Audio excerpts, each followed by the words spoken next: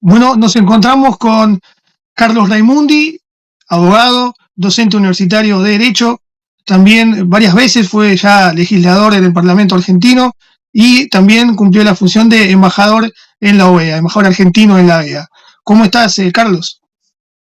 Bueno, un gusto, poder comunicarme y poder conversar, Juan Carlos. Muchísimas gracias. Bueno, para empezar y agradecerte también habernos dado esta oportunidad de la entrevista, quería preguntarte, sabiendo que, bueno, vos sos abogado y como anuncié recién, también docente universitario de Derecho, ¿cómo ves la situación democrática actualmente en nuestro país? Bueno, sí, tengo inclusive, Derecho es la carrera original mía, pero en este momento estoy dando clases también en la Facultad de Periodismo de La Plata, en la Universidad Nacional de Quilmes, en la Universidad Nacional de Lanús, donde doy más de una asignatura, 3 asignaturas, y, y en la Universidad de Madres. Así que es un panorama universitario no es homogéneo, digamos, no son Mm. iguales las sociologías de estudiantes que tenemos en cada una de las carreras, en cada una de las facultades. Pero bueno, yendo a tu pregunta, eh,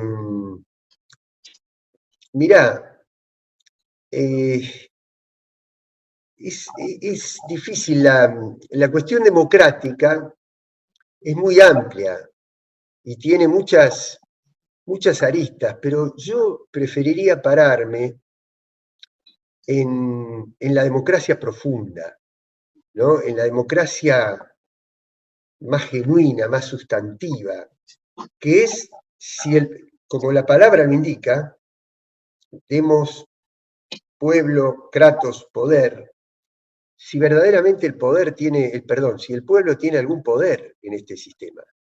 Y la verdad que no tiene ningún poder. Eh, Porque es tal la desigualdad, es tal la concentración económica, es tal la capacidad de presión que tienen los grupos de poder real, que eclipsan completamente cualquier alternativa popular. Eh, Vos fíjate que cuando asume un gobierno, y no estoy hablando solo de la Argentina, en toda América Latina ha pasado lo mismo, cuando ha asumido un gobierno con agallas y con la voluntad de torcer un poco esa desigualdad, ese desequilibrio que es tan favorable a los sectores más poderosos, que han querido, gobiernos que han tratado de ser soberanos sobre nuestros recursos naturales, por ejemplo, sobre la renta del petróleo, sobre la renta del litio, sobre la minería. Bueno, inmediatamente viene el linchamiento mediático, el escarnio público, las acusaciones, la estigmatización. Así que hay que torcer esa realidad. Y donde sí el pueblo creo que puede reasumir un poco el poder es en la calle, ¿no? La calle, lejos de ser desestabilizadora, aparece cuando las instituciones normales o que deberían funcionar normalmente dejan de funcionar. Entonces ahí el pueblo se harta y sale a la calle, ¿no? Y ahí redemocratiza la democracia, ¿no? Así que en Argentina estamos en un momento muy delicado, porque hay un gobierno que nos aparta de los derechos, ¿no? Un gobierno que paraliza la obra pública, que hace caer el consumo, que endeuda al pueblo, hace recaer sobre el pueblo una deuda, pero de la cual el pueblo no ve un centavo traducido en una escuela, en una ruta, en un hospital.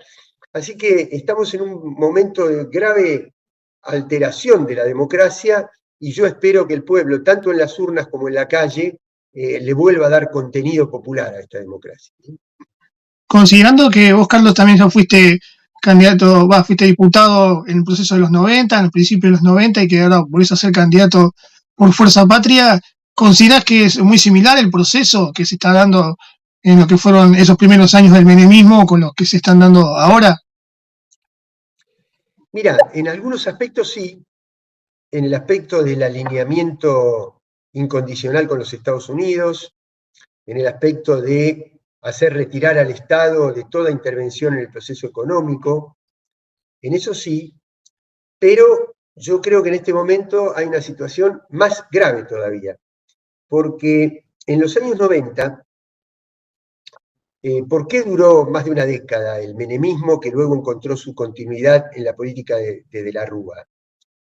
Bueno, porque había mucha liquidez financiera internacional.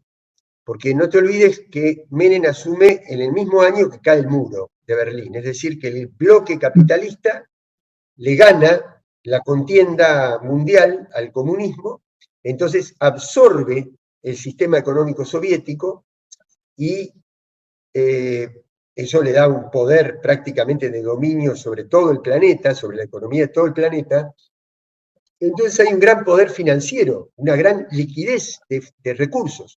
Suma esto que en los 90 Menem rifa el Estado, regala, lo vende a precio vil, vende aerolíneas argentinas, ferrocarriles, el petróleo, los teléfonos, el gas, toda la infraestructura del país, y con eso, agregado a esa capacidad financiera que tenía el mundo de prestarle a los países, aún sabiendo que no le íbamos a poder devolver esa deuda, sino que lo hacían como un condicionante político.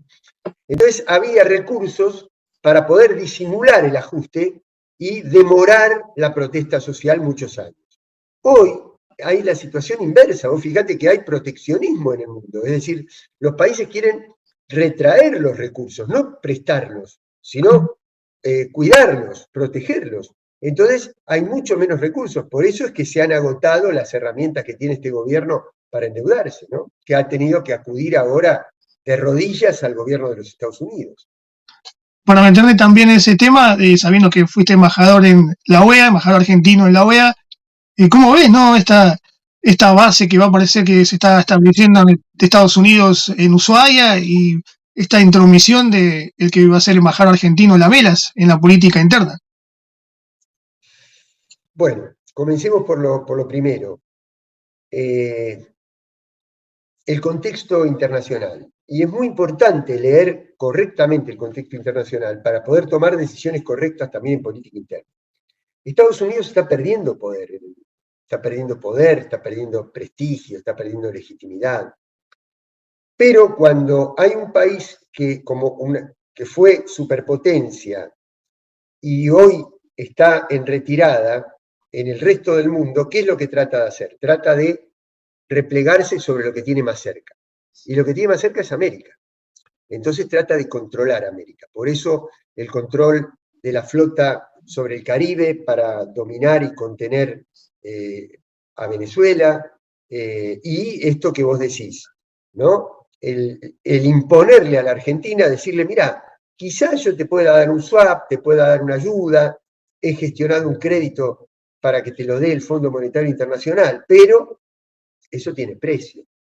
Y el precio es esta base en Ushuaia, el precio es las tierras raras, como han hecho en Ucrania, el precio es el litio, la minería, es decir, el límite a la soberanía de nuestro país, ¿no? Así que es lastimoso, lastimosa la política exterior del gobierno de Milei, que nos ha alineado con las dos potencias en mayor decadencia, ¿no? Los Estados Unidos, que en este momento están viviendo un momento atroz, porque hay tropas del ejército estadounidense que está queriendo controlar ciudades enteras gobernadas por la oposición, y nos ha alineado con Netanyahu, que está cometiendo un genocidio y una masacre en Gaza, ¿no? Esos son los grandes aliados de Milei, en lugar de habernos permitido ingresar a los BRICS, donde están las potencias emergentes y las potencias más importantes en este momento de la humanidad.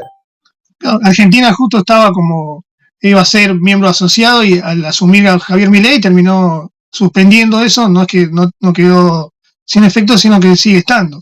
Pero está suspendido porque, bueno, Milei se termina alineando con Estados Unidos. ¿Vos creés, Carlos, que el Mercosur va a poder sobrevivir esta situación que está actual o que va a tener un camino más sinuoso? No, ya de por sí está casi paralizado el Mercosur, porque tiene dos de los gobiernos de derecha que no le interesa demasiado la integración, Milei ha roto los lazos con todo el resto de América Latina. Estados Unidos necesita dividir para reinar, así que en este momento el Mercosur ya está paralizado.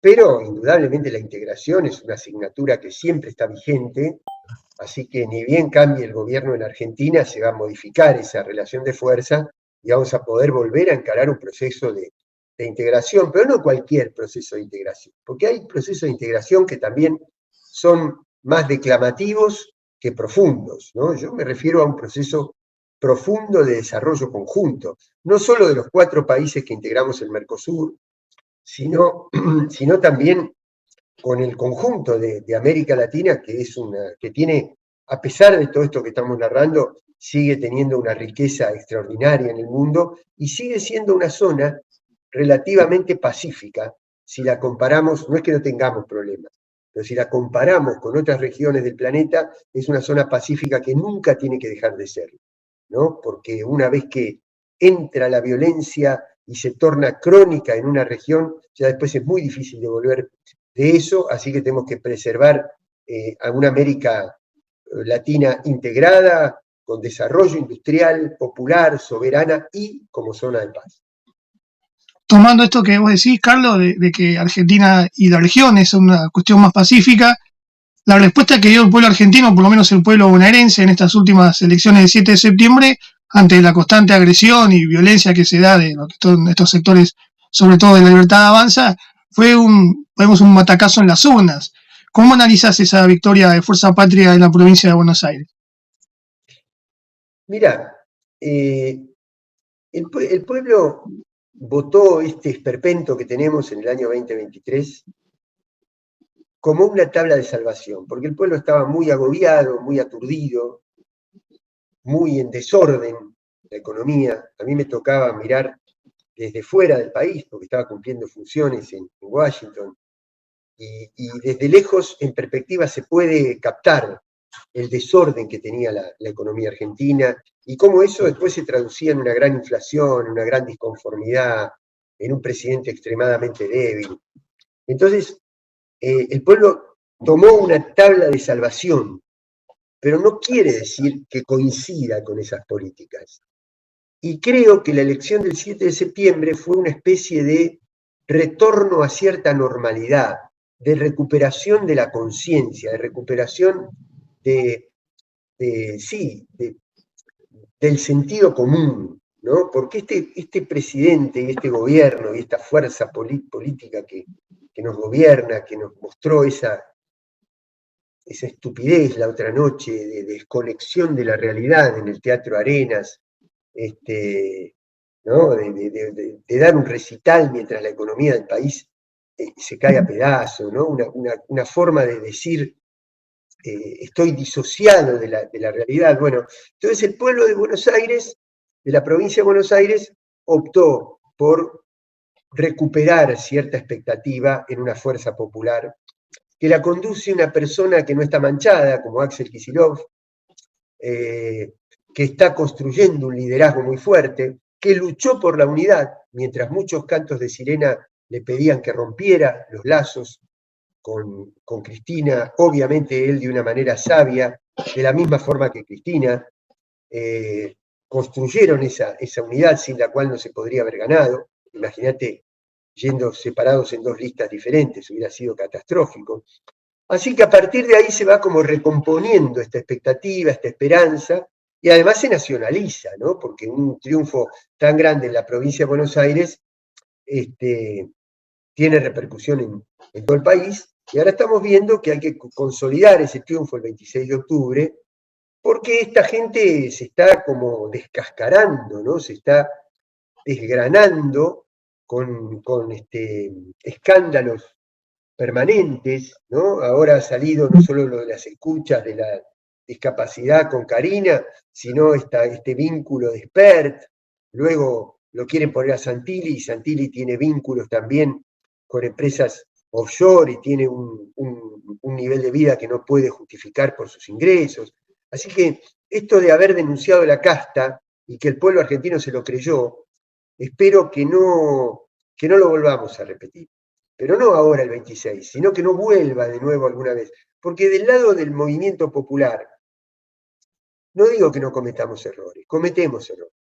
Hemos cometido errores, por algo el pueblo nos castigó, pero no pertenecemos a ese círculo muy vinculado con el poder del armamentismo, con el poder, con el poder financiero internacional, con el poder del narcotráfico. No tenemos nada que ver con eso. Nos equivocamos, pero siempre tratando de hacer un bien al pueblo argentino. Carlos, ¿vos cómo ves este nuevo sistema de votación que se va a dar, esto de la boleta única? Que también tiene un propósito, puede ser también de estos sectores de poder, de que no haya boletas para entregar en la mano. O sea, esto va en contra también de la campaña del mano a mano. Y sobre todo con esta complicación que se ve ahora de reimprimir las boletas, que hay que cambiarla por el escándalo que se dio con Esper. ¿Cómo es que te parece a vos que puede resultar eso? Mira, el sistema anterior, el sistema tradicional, funcionaba, no tenía fallas estructurales. Así que no era necesario cambiarlo. Pero hay un sistema de boleta única que se dice que se ahorra, y obviamente hay una picardía detrás de eso, que es impedirle a las fuerzas populares que tienen más vínculo directo, más vínculo persona a persona con el pueblo, ese contacto que es entregar la boleta, esa tranquilidad que le daba a mucha gente poder ir con la boleta ya a votar. Eso no va a poder suceder. Así que no sé, está a prueba este sistema. Yo no sé si vamos a poder volver luego al otro alguna vez de nuevo. Pero lo que te digo es que primero que hay que hacer una gran campaña de alfabetización electoral sobre este sistema. Por esto que te decía, que hay gente que se siente en el cuarto oscuro nerviosa, y entonces para mucha gente era un alivio llevar la boleta, y ahora no va a poder suceder. Sí. Hay que marcar esta boleta, cosa que también hay que fijarse bien dónde se marca, dónde se dobla la boleta para que no anulen el voto. La gente va a tener un pequeño biombo donde te van a observar, y si hay gente que se siente observada, se puede poner un poco nerviosa. Es decir, hay que prepararnos para que la gente vaya con la mayor seguridad posible a afrontar un sistema nuevo. Ahora, dicho todo esto, yo estoy convencido que una elección ni se gana ni se pierde por el sistema de boleta. ¿Por qué boleta uses? La elección se gana o se pierde cuando vos tenés entusiasmo, cuando tenés esperanza, cuando se contagia algo, tanto a favor como en contra. Tanto nos ha pasado para ganar como para perder. Así que nosotros en lo que tenemos que preocuparnos más es en ofrecerle al pueblo una esperanza, y no solamente o principalmente en el sistema de votación. Y para ir finalizando y no robarte más tiempo, si tendrías que decirle a alguien por qué tendría que votar a Fuerza Patria, ¿qué le dirías? Y mirá, fuerzas perfectas no hay ninguna, personas perfectas no hay ninguna. No sé quién de las personas que puedan escuchar esta entrevista pueda decir: yo nunca me equivoqué. ¿No? Todos nos hemos equivocado. Imagínate un gobierno. Y nosotros nos hemos equivocado. El gobierno de 2019 al 2023 no fue bueno, pero somos la fuerza popular que representamos, como te decía hace un rato, que no tenemos vínculo con los grandes. Podrá haber alguno, siempre alguna excepción hay, pero a mí me consta que como fuerza política nosotros no somos casta, vivimos normalmente. Yo recién te comentaba fuera de la entrevista que, como vos, ejercemos la docencia y estamos todos los días en contacto con la realidad. Yo tengo muchos años de militancia política y no tengo un atisbo de denuncia que tenga que ver con una corruptela, con una incorrección, con una deshonestidad. Me puedo haber equivocado, desde luego. Después tenemos a Jorge Tayana encabezando la lista de diputados nacionales en la provincia, que es un hombre que pagó con cárcel la persecución de la dictadura, que fue canciller, que fue ministro de Defensa, que estuvo en la OEA también, donde estuve yo, ante la Comisión Interamericana de Derechos Humanos, que es un hombre que tiene una vida intachable. Entonces, cuando vos lo comparás, ¿es perfecto? No, ni él, ni yo, seguramente ni vos, ni usted, señora, joven, estudiante que nos puede estar escuchando, profesor, profesora, no somos perfectos, pero no pertenecemos a ningún círculo que vaya a traicionar los intereses del pueblo. Y nos estamos dando cuenta también que no tenemos que tener un discurso, ¿cómo te podría decir? Un discurso lineal. Yo puedo decir con énfasis que quiero defender el Estado y que quiero defender la educación pública, por ponerte un ejemplo. Pero también tengo que admitir que a veces el Estado no funciona bien y la educación pública tampoco. Ahora, lo tenemos que decir eso no nos debilita, eso nos humaniza, nos sincera reconocer nuestros propios errores, nuestra propia autocrítica. Pero hay una diferencia.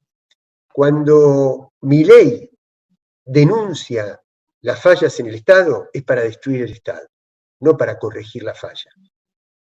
Entonces, es bueno que nosotros detectemos dónde están las fallas para corregirlas, porque siempre lo vamos a hacer para salvar esa institución, para mejorarla, y no para destruirla como está haciendo esta fuerza que está gobernando el país desde el 2023. Bueno, muchas gracias, Carlos, por el tiempo que nos dedicaste, gracias por las respuestas, y te doy un profundo agradecimiento por haber dedicado este tiempo para esta entrevista. No, al contrario, Juan Carlos, yo te agradezco a vos por permitirme estar en contacto a través de vos con las personas que nos estén escuchando y mirando, y a disposición, y ya te digo, yo soy el agradecido. Muchas gracias, Carlos. Esta fue la entrevista que realizamos a Carlos Raimundi, candidato a diputado nacional por la provincia de Buenos Aires de Fuerza Patria.